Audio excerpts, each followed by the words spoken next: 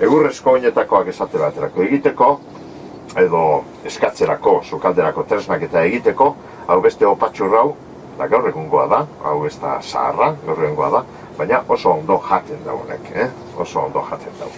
Eta antzekoak ditugu beste ope, ikusten dozuenez, egikera desbardinekoak dira, burdina obatxukoagoak edo kaskarrekoagoak, baina egurra jateko dira.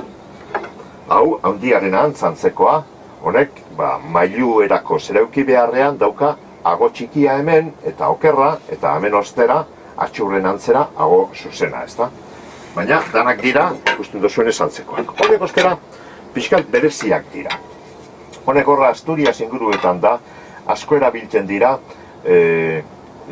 euren oinetako, eguruzko oinetakoak eta barruti guztutzeko, Egur bat ipintzen da betartean, eta egurrari bultza eginez, jan egiten dabe, ezta? Ago diferenteak ditu ikusten duzuenez, erabateko edo besteko agoak, zaharrak dira gainera, eta ikusten doanez, kirtena aginezkoa daukie biak, hau agin zaharra eta ostera agin barriagoa. Baina, interesgarria. Honekin egiten ziran oporrak eta kaikuak be. Honekin usten zan oporraren barrualdea, edo kaikuaren barrukaldea.